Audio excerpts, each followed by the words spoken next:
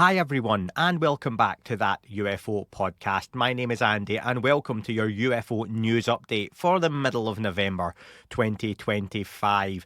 And there's been lots to talk about over the last week or so. I really did plan on doing one of these earlier, but life has kind of got in the way. So apologies for that, but I want to discuss some big comments for some big names in the UFO topic and beyond that are going to have repercussions for the now and going forward, certainly.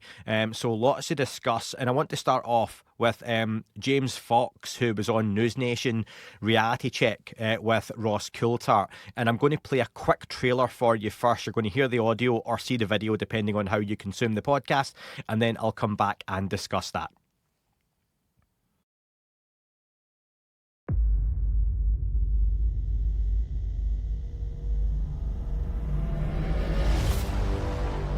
Have you been exposed to undeniable confirmation of a non-human intelligence craft? There is something out there, and we should know as the people what it is. Do you believe that the federal government is knowingly concealing evidence about UAPs from the public? 100%. Yes. Yes, sir. Yes.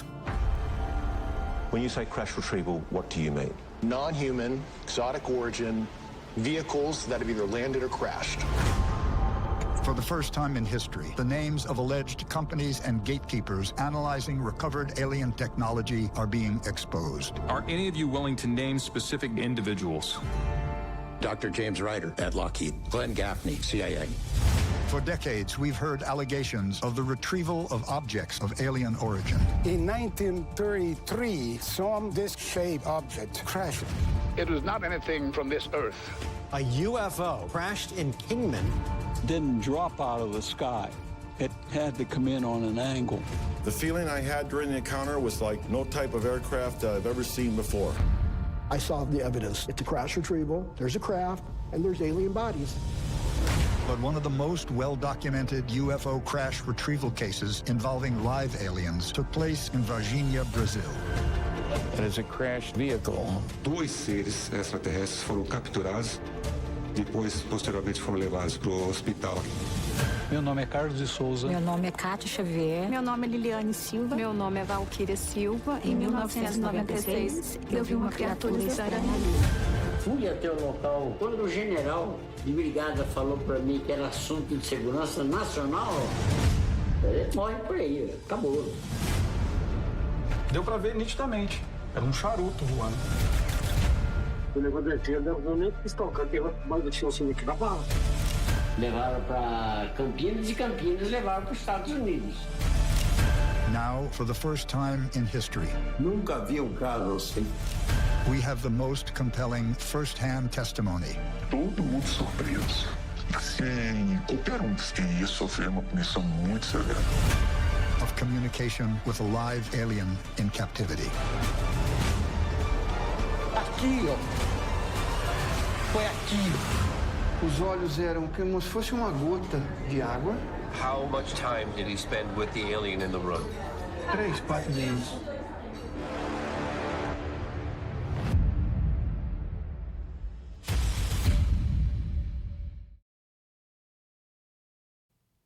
So that was the trailer for Moment of Contact, New Revelations of Alien Encounters.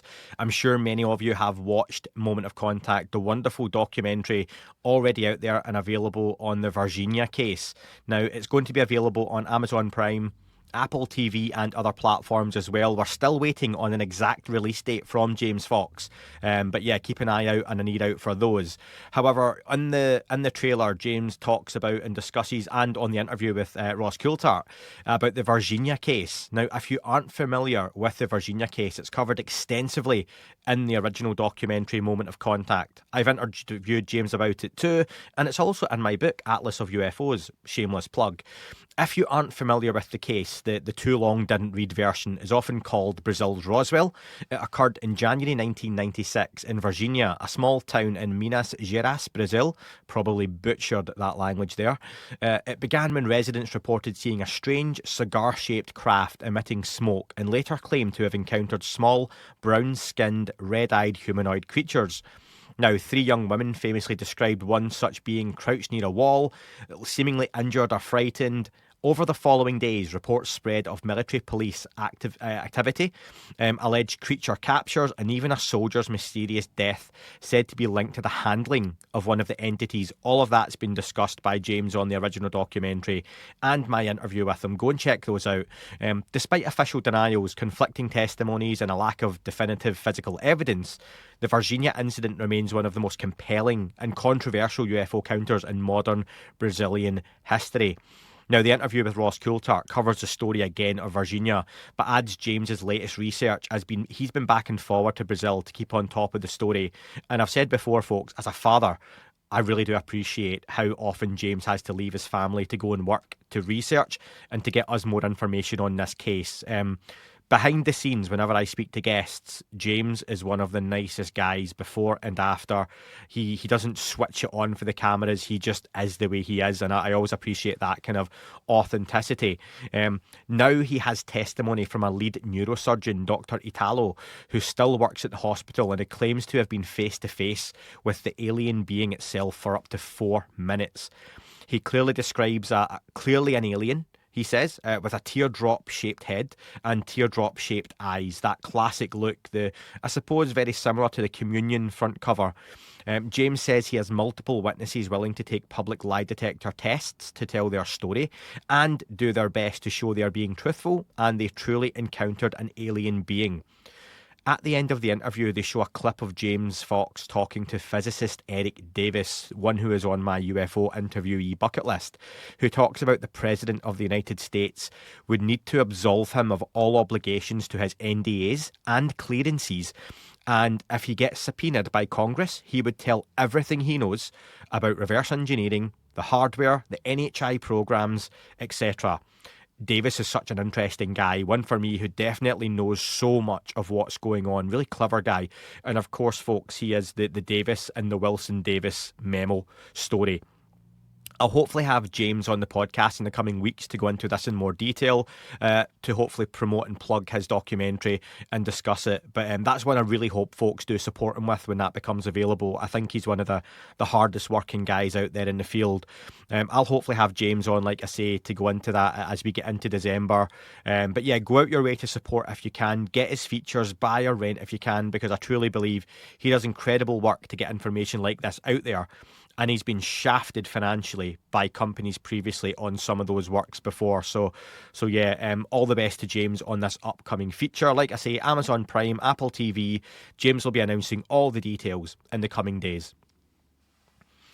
Another big interview which happened on the Weaponized podcast was with James Lacatski. So who is James Lacatski? Some of you may be asking. He is the creator of the DIA program. He was a DIA program manager of AAWSAP and Kona Blue.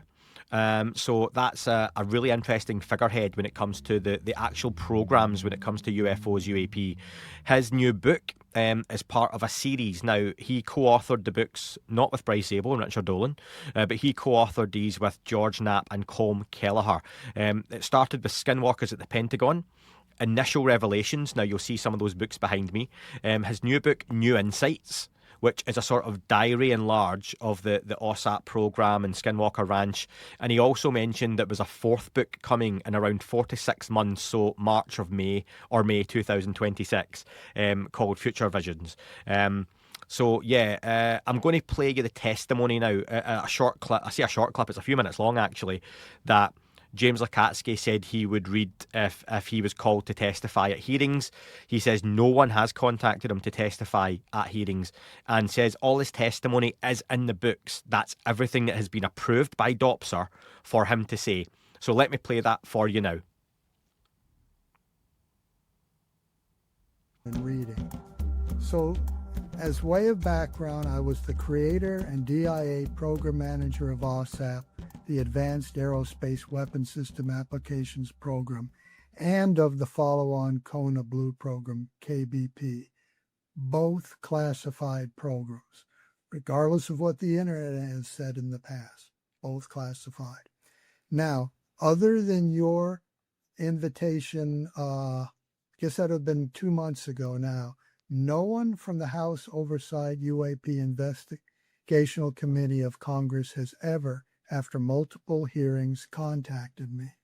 right at the beginning, I had a phone call where a young lady and her partner, a male, who never said another word other than introducing himself, went through a checklist and said, what did I think of these people? Well, as a professional, what am I supposed to say? They're great or they're rotten. I just gave a generic answer. So now here's the thing that's very important. And I want to use that as a proper term. The public's, yours, George's, and my testimony is contained in the books. They are complete. I'll tell you in a moment how difficult that was to do, but they are complete. That's everything that I have been approved to say condensed into what will be 1,200 pages. So those books are Skinwalkers at the Pentagon, Inside the U.S. Government Covert UFO Program, Initial Revelations, the new book, New Insights, and the also approved future book, let's say at 4 months, 6 months, Future Visions. Now, that is a complete package. That's all I could ever say to the Congress, and they can read it and know 100 times more than they're ever going to get from hearings. Okay, now, George had a good point on the next statement. These books are not written in the traditional sense. They're assembled. They are not about questionable, I added that word, questionable flying saucer stories, paranormal tales, or fanciful descriptions of strange visitors from other worlds. They are not my beliefs, conjecture, or opinion, nor are they the attention-seeking babble from the internet, podcasts, or written articles or books by individuals who are not affiliated with AAWSAP. You're surprising who is coming out of the woodwork, and I don't even know those people, claiming association and lack of knowledge of the program's true nature. Instead, the books factually detail the results of AAWSAP's day-to-day activities assembled only from official government files at DIA and approved for release by the Department of Defense or War. Now, Colin Kelleher, as program manager at BASS, the contractor, was dealing with 30,000 pages of information. To submit to me at DIA, he reduced that, as you know, to 7,500 pages, the 115 documents. I have further reduced that to what will be a total of 1,200 pages so far. And now here's something most people don't seem to realize. If you have the free version of Kindle, I make about 50 cents a book. If you buy a full printed copy, I make $1.50. And believe me, in this niche market, I am not laughing all the way to the bank. It was a lot of work to basically earn what in the Washington area is minimum wage. I, by the way, would have to be selling 80 books a day to keep up with minimum wage if I had a full-time job at a fast food restaurant. Now, let's speak about DIA. DIA FOIA states that the 7,500 pages cannot be found so that the public can directly read them. They'll be a difficult read. They were written for me, but surprise, surprise, no one has contacted me to obtain copies for redaction. They could. I and 12 other people have them. Just not bothering, or is there something more to this? These books are me, you, and George, effort to further disclosure and are much more revealing than any congressional hearings have been so far. Now, this is my way of cataloging this or segmenting this. At the hearings and on the internet, there are 4 classes of individuals that I've observed. Truthful descriptions of observations, but sometimes they are fooled by classified weapons testing or counterintelligence activities. That's fine. There are delusions, either from within their own minds or from, and I can't go into this, external influences. Unfortunately, in Category 3, there are outright liars. They're unfortunately the minority. To some, I can tell you directly, and by observing, raising the right hand is meaningless.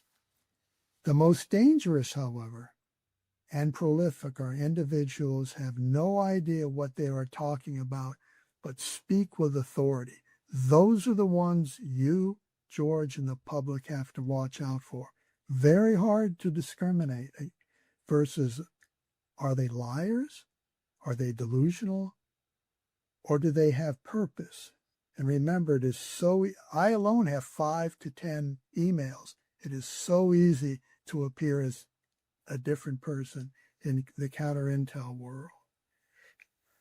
Okay, now here's a tough statement. I don't suspect, wonder, or harbor any suspicion that false statements have been made to Congress, to the Pentagon, to you, the press, and on the internet. I know they have been. I know it. Deliberately false, not just incorrect documents have been created about AAWSAP and Kona Blue and are currently in government files. This is a surprise. And a first statement, I have reported there's a lot of it, some of the false information to the DOD/DOW Inspector General's office, providing the evidence. I requested that IG take no action against the individuals.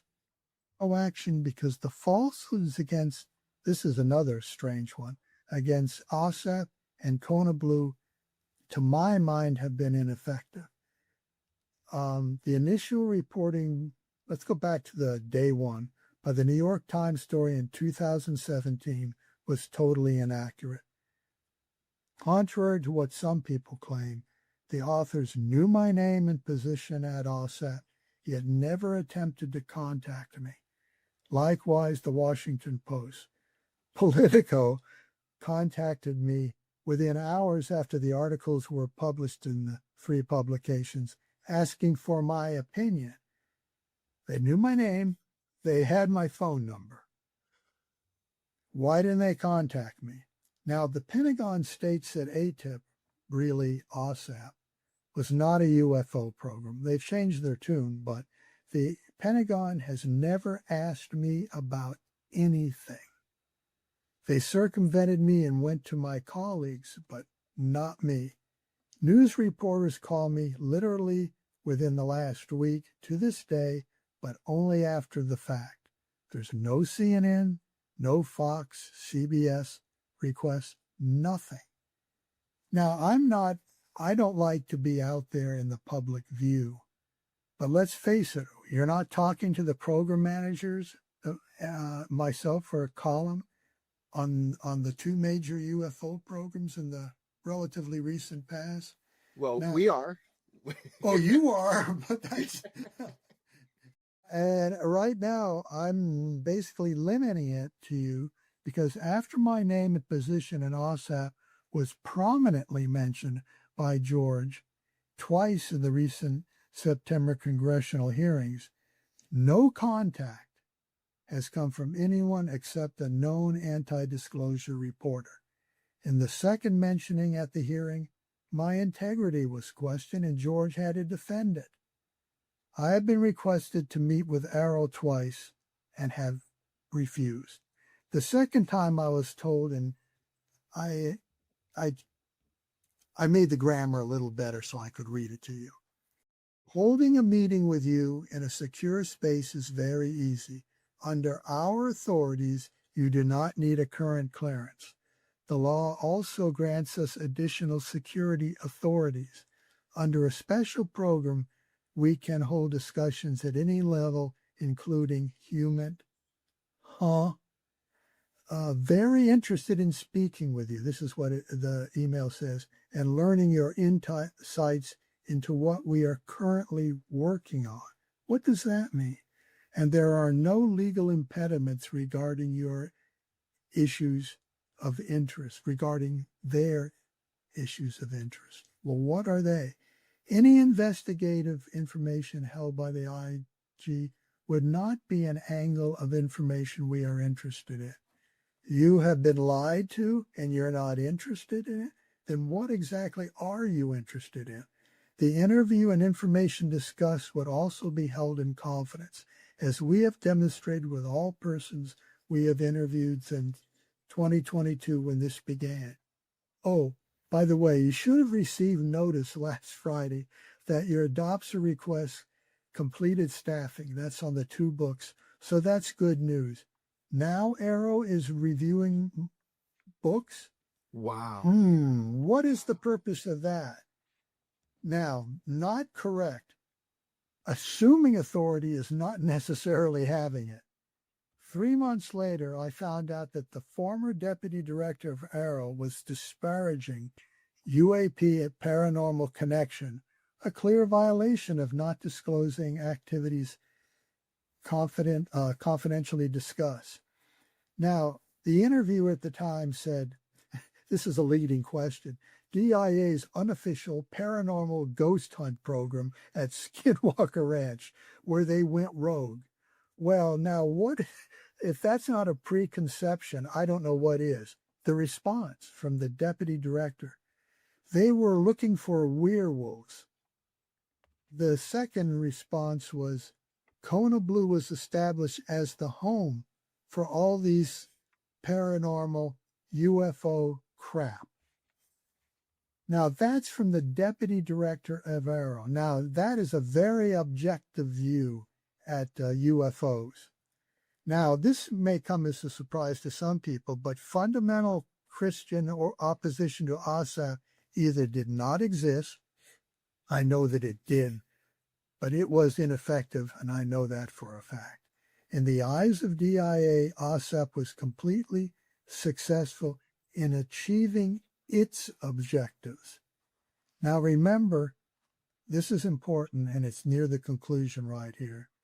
Only believe AAWSAP and Kona Blue information directly read by you in the 4 books, this is to the public, or if you hear directly statements from myself or Colin Kelleher. Something serious is going on. In my opinion, you all are in the middle of what I can only describe as a major and repetitive counterintelligence operation by unknown multiple operators or organizations and for unknown reasons. Big question. What is so important about AAWSAP or Kona Blue? Now, I use the past tense. For Kona Blue, I shouldn't be using the past tense. What is so important? I don't know. The public needs to answer that. In my opinion, we're all being played like a fiddle, mainly me because I was slow to recognize it. But there's just too much that seems to be too focused that is just unbelievable that's being directed toward me. And I told George, I have even been criticized on my appearance and demeanor. It is what? You're a vampire, right? Aren't you a vampire? Right. That's one of the comments. Hey, welcome to Fight Club, man. I'm a veteran. Yes. It's okay to be challenged. I told Jim, Jeremy, good gosh, you got to run with that. Imagine DIA had a vampire in charge of its UFO program. That is a hell of a headline. That would sell a lot of books. So might as well have a vampire too. But the next thing on my sheets are something George asked about the major cases that I think are in the book and the strange things that I looked at in the book. But you probably, Jeremy, already have those. Yeah. So ask away. Remember, again, I'm limited to what's been approved. Yeah. But each time you're going to get more and more because I'm for disclosure, but I'm not uncontrolled. I want the public to be steered properly, not in for any bad reasons, but people are not learning what they need to know because they're getting bogged down. And by the way, when people agree with negative observations about either of those programs on the internet, who are you dealing with?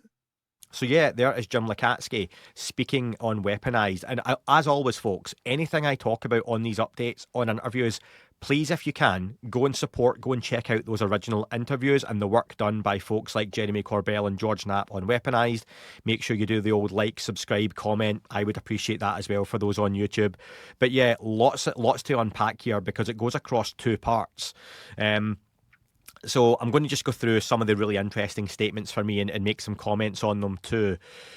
He says for Kona Blue, now that was the document that dropped online, Christ, when was it? In the last 2 years? That was apparently an SAP, a special access program, UFO program that never quite got off the ground. That was what was said. However, he does say that for Kona Blue, I shouldn't be using the past tense. He's telling us that it's still going on. This is one of, if not the biggest takeaway here. He says that there was a compartment that was also a program, that if people could read between the lines on what was released, which he says was a good write-up, that there was a key sentence in there people need to find. Now, for me, I'm just going to quickly double-check, because I was looking this up earlier as to what that key sentence may be, and I saved it on my phone. So there is a line around multiple interviewees identified Kona Blue as a Department of Homeland Security, or DHS, sensitive compartment established to protect the retrieval and exploitation of non-human biologics. I would say, potentially, if I had to guess, that is the line, that Kona Blue wasn't just a research program, wasn't just looking at maybes, ifs, buts and maybes. It was really to do with the biologics too, and that would be a big admission. But yeah, Jim Lacatski across this interview is generally quite tight-lipped, and I know a lot of folks get frustrated with that. Lacatski himself mentions on the podcast that there's a lot of things he can't say. What he can say is in the books, his docs are approved. He can't really elaborate on too much. But if you read between the lines of a lot of what he says that I'm going to go into here, and I do have a whole section on questions he is asked but doesn't answer officially, then yeah, you can do some working out yourself on that. So Lacatski in part one goes in on former Deputy Director of Arrow Tim Phillips' comments around Skinwalker Ranch being where AAWSAP were looking for werewolves and crap. Really interesting chat around what actually gets done with a crashed craft, that there isn't unlimited funding necessarily, that when an SAP get a hold of biologics or craft or materials, that depending on who has it, that they might be strictly looking at the technology only. That doesn't necessarily mean they look at who was in it or where it was from. If the thing was empty, they don't do that studying because they don't have the funding for it. So that's something to bear in mind, and I think is a very fair and reasonable point. I think many of us, and I'll include myself, would think that these programs would be all-encompassing, but you don't know what these programs have completely, what their remit is. It could be, I don't care about the seats in this craft, I don't care about what it's made of, I want to know how it flies, and that's the remit, and that's what they have to work on, the folks involved. So yeah, I liked when Corbell asked Lacatski about whether or not he had been inside the UFO that he had talked about previously. In one of the former Weaponized episodes that Jim Lacatski appeared on, he mentioned, as in one of the books, that they had recovered a crashed craft and that it was difficult to get into, and it took them some time to actually work out how to breach the hull of the craft and get inside. Eric Davis, in an interview, had said that Lacatski had gone inside. Lacatski, when asked further, said he could not expand or confirm that. Now, I suppose whenever someone says that, folks, you can always do the whole, well, if they don't confirm or deny, then they're basically admitting to it or saying yes. That's a fair way to look at it. But perhaps there are other reasons too, and I would just ask you, just be open-minded, be cautious when it comes to these sorts of things. We don't know that that is definitely the case. However, Jim Lacatski could have just said no, which would put an end to that. He says he couldn't even tell Congress the answer to that, because when you're brought into things, that to get particular clearances, you have to tell the agency, even if Congress approaches you, you have to tell them and their legal team. It ends on a bit of a cliffhanger, part one, where Corbell asks him if the crashed craft was crashed, landed, or gifted. Big pause. Knapp asks him if he knows the answer, and he can't go into the answer on that one, which I thought was really, really interesting. So part two, Lacatski, who created and of course led the US government's AAWSAP program, we get reminded of that, says the project was never just about UFOs. We think AAWSAP, ATIP was the follow-on, and it's UFOs. It was more than that, especially AAWSAP. Remember, AAWSAP was the daddy program. AAWSAP was the big one. ATIP is what was salvaged, as far as we know, from that. That also covered paranormal phenomena and human health effects. He explained that studying UFOs alone would never have got to the heart of a much larger and complicated mystery. And I love that. And that's some of the stuff that I touch on now and again on the podcast and maybe should do more of. I'm actively looking to do some more of that as well. Really look at some of the things that are on the outskirts of the UFO phenomenon, maybe not directly related, but have correlations, some of the folks involved in those studies. And that's something that many of you have asked me for a long time. And 5.5 years in, I'm going to start dipping my toe into those waters. Lacatski compared the UFO investigation mindset to a game of roulette. He said too many people put all of their chips on one number. He said AAWSAP deliberately avoided that mistake, treating UFOs, the paranormal, consciousness and biology as connected parts of one larger system. And I love analogies. Ufology can be like that. You spread your bets, you put your chips on a few numbers. Sometimes you'll win big, sometimes you lose. Sometimes you have to start over again completely. You've lost all your chips. The key is not to put everything on one square, because the truth might sit somewhere even in between 0 and 30. Who knows? Lacatski believes his books are his form of disclosure. He says, and I quote, "The public paid $22 million for this information. The government still owns the reports and must approve any official release." So remember that $22 million, folks, for AAWSAP. It's a lot of money for any of us listening, unless you're a multimillionaire. Congrats to you. However, for any of us, I imagine, that's life-changing money. That's generational life-changing money for most of us. That sets up your family's family down the line. However, $22 million for a UFO program studying all sorts of stuff is a drop in the ocean for a military whose budget goes into, the hundreds of billions of dollars for various different things. So $22 million is the interest off the back of the interest, compound interest, I think it's called. So it's not a lot of money, really. He asks he's asked whether the US possess a recovered craft, and he says the technology was very advanced, very, very advanced, and with worldwide repercussions. When he's pressed to define the gap, he says, I think Corbell says to him, is it sticks and stones compared to superconductors? And Lacatski says, absolutely. So that lets you know it's not just, like Corbell says to him, an original iPhone to an iPhone 17 difference in technology, which would be huge. It'd be so much faster. You can do so much more. The camera's better. It's got all these different features and functionalities. Whereas if you go back to, sticks and stones to a superconductor, it's just two different worlds, and that's the technology we're dealing with here. So whenever you sometimes think, and I'm sure some of you do, folks, I do sometimes, the idea that so much of this is misidentifications, the idea that some of this is just Russia or China or the US have developed something cool, it goes beyond that. It goes so far beyond that, and we can get lost in that, and that's some of the real wonder of the topic for me. He confirmed that AAWSAP carried out material science studies on alleged crash debris and that high-level talks took place with a major defence contractor holding materials of unknown origin. He wouldn't say what was exchanged, but he described the discussions as serious. He said that AAWSAP and Robert Bigelow Aerospace were likely under surveillance. Chinese-made phones modified to transmit up to 2 kilometres were discovered in meeting rooms. The FBI was informed, devices were surrendered, and he added that some AAWSAP files may have been deleted after he retired. And I'll quote, "People can push the delete button very quickly." He spoke about the variety of UAP shapes reported. This is a personal favourite aspect of the topic for me. And Corbell pushed him on this one, and we got a bit of a muddled answer from Lacatski. Obviously, some of those shapes are pyramids, cubes, spheres, rectangles, triangles, cigars, tic-tacs. And he said the differences were intentional. AAWSAP studied these geometries to understand the propulsion and possible design intent.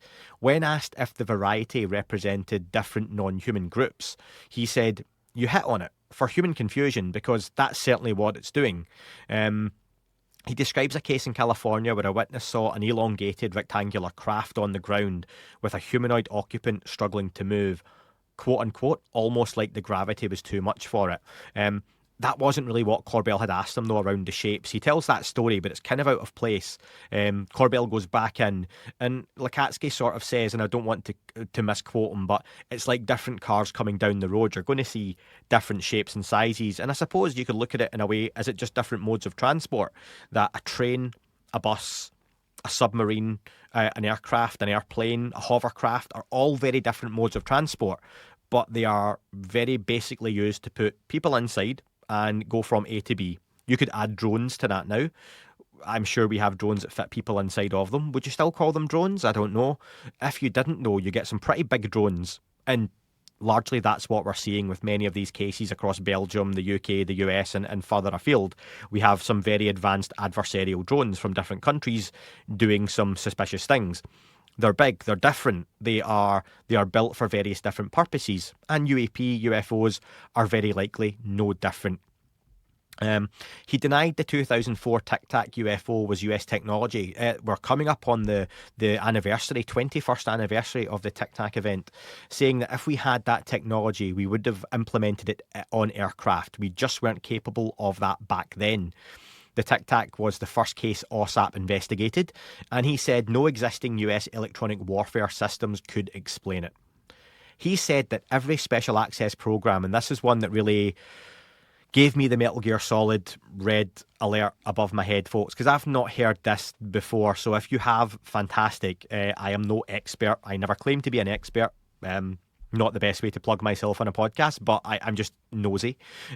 He explained every special access program has a counterintelligence officer attached, whose job it is to monitor leaks, forgeries, and disinformation.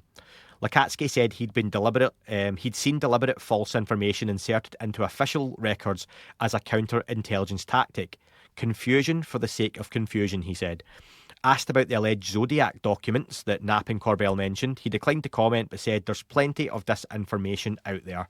So yeah, it makes you think about the folks we know who may or may not be counterintelligence, whether that's well-known names, lesser-known names, high-profile accounts online, some of the disinformation that's put out there by major news networks or media, print media.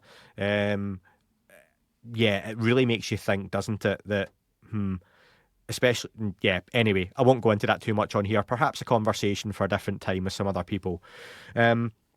He describes several key UFO cases investigated by AAWSAP. So a Kansas case where witnesses, including a police officer, photographed a black triangle that backed up, then blinked out of existence, leaving behind electromagnetic interference, or electronic interference.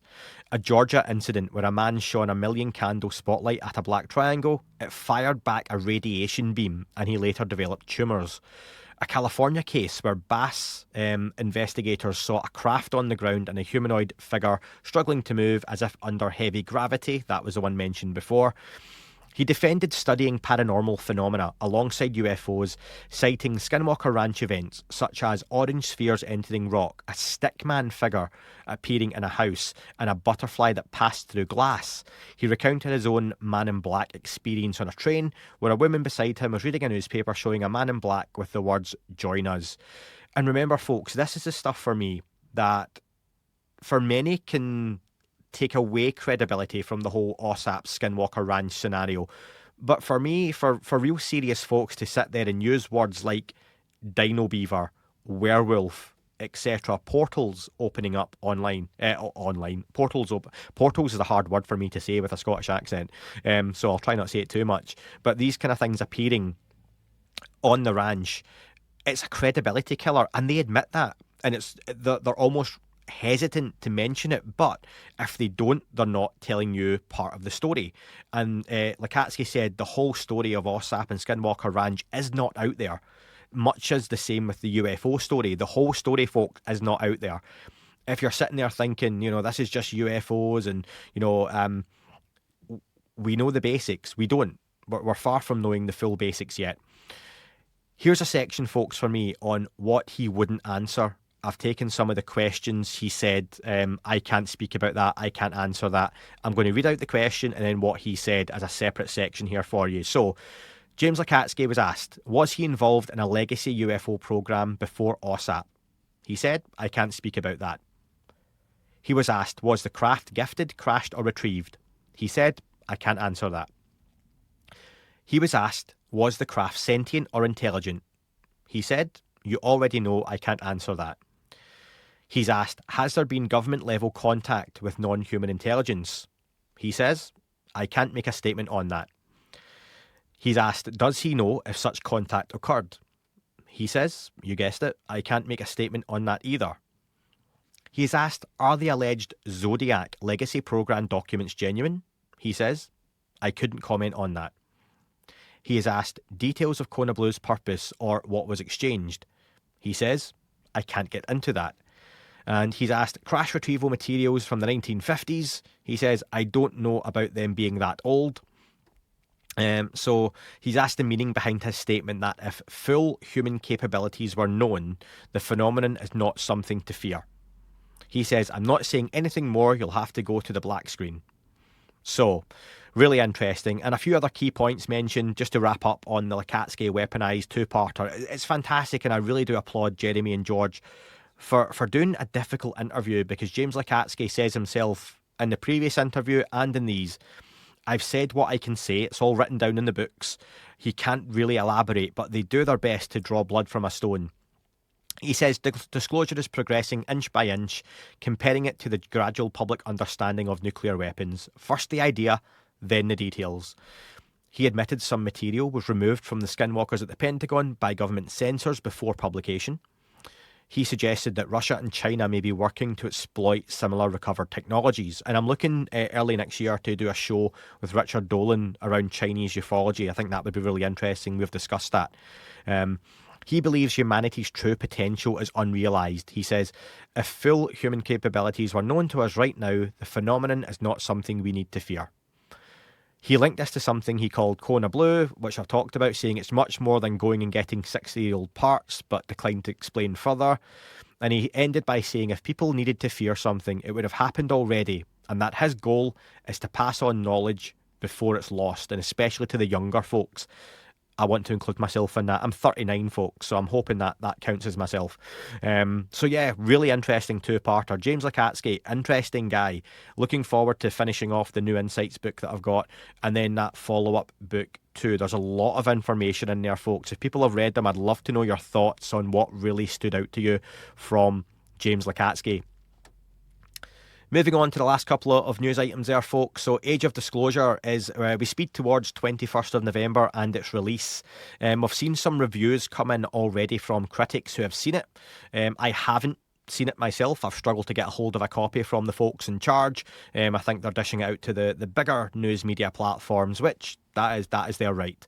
The reviews have been mixed, and I'm not surprised. But for the purposes of being fair, some of the positive stuff was from IndieWire, said, as someone who has never pursued or been persuaded by anything I had ever heard about aliens before watching the film, I feel qualified to tell you that Age of Disclosure is really, really convincing.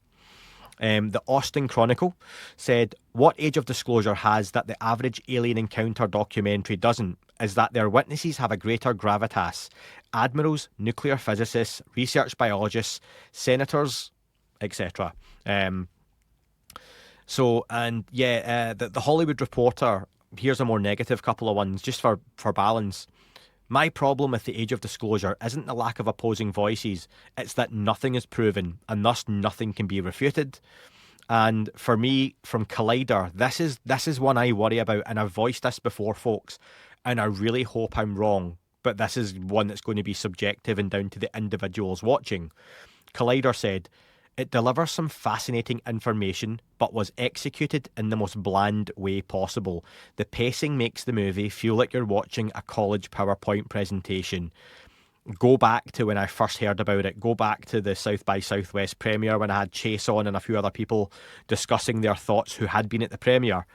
It's talking head after talking head after talking head. We're in 2025, about to hit 2026, folks. It's a struggle to get people to watch 15, 20, 30 minutes of content these days, let alone an hour and a half of talking heads, regardless who they are. And remember, to a worldwide audience, let's take the US out of this, which is clearly their big audience, but the rest of the world don't necessarily know or care who certain senators or congressmen or women are. They don't know. Those positions mean nothing to them.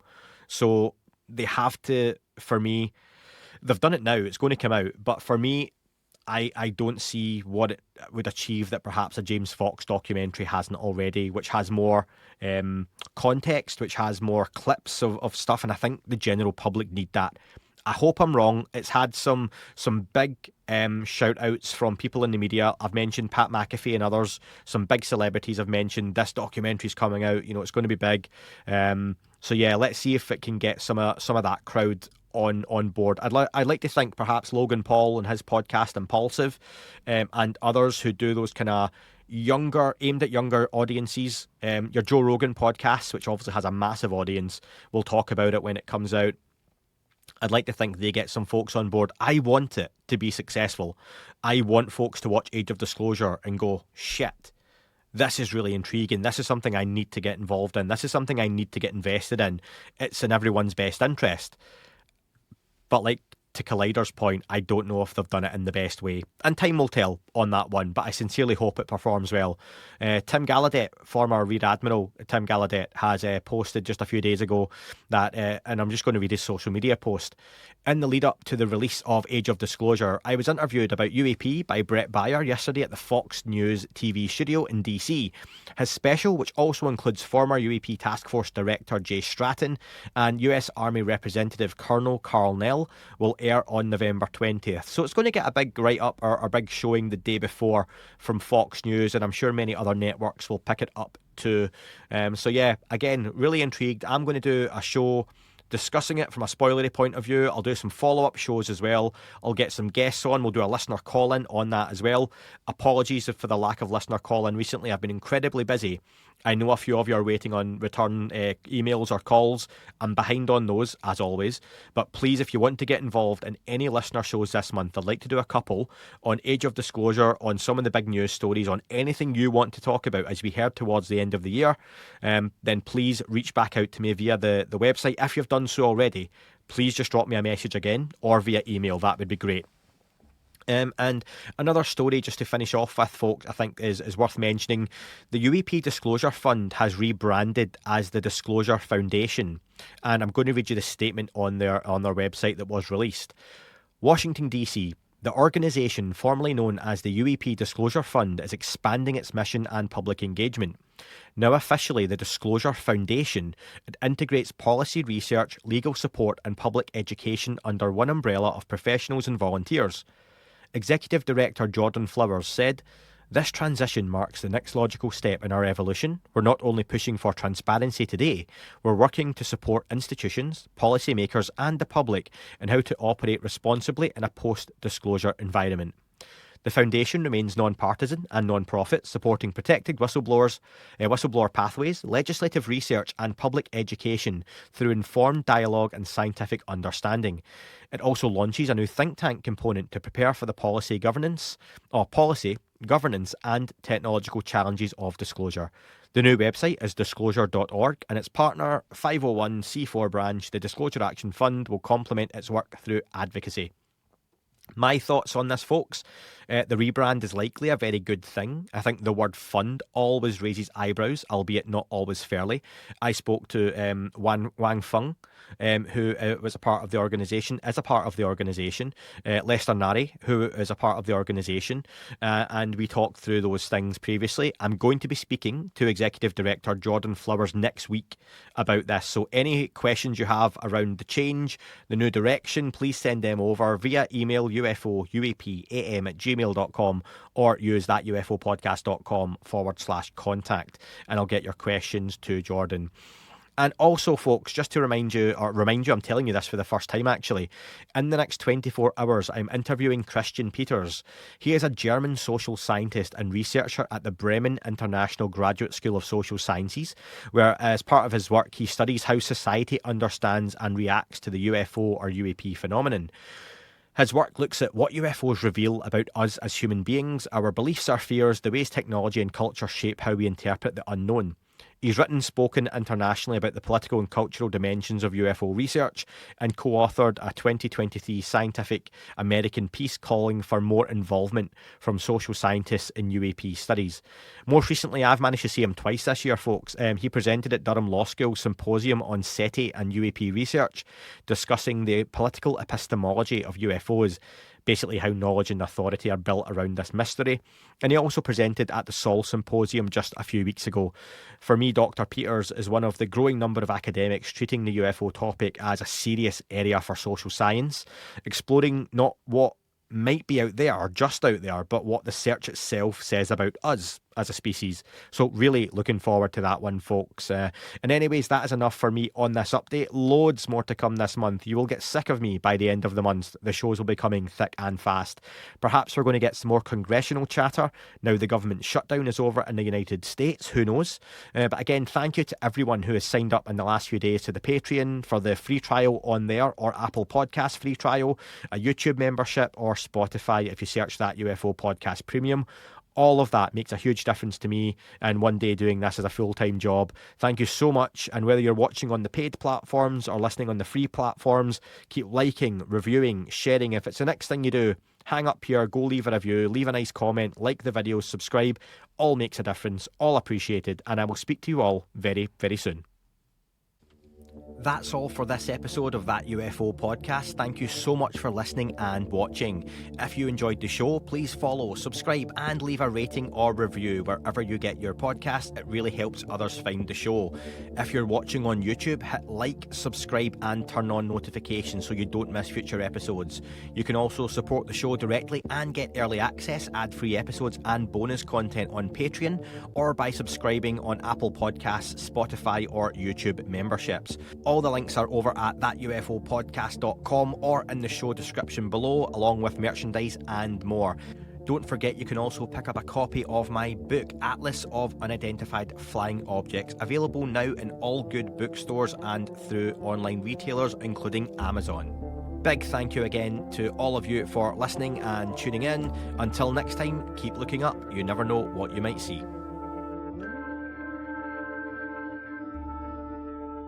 It wasn't a tic-tac and not quite a saucer, more like a hubcap designed by Chaucer, a little baroque and quite steampunk, like Alice was playing bass for the Parliament of Folk. The little fucker hovered right outside of my window, and when I shoved out the screen, he made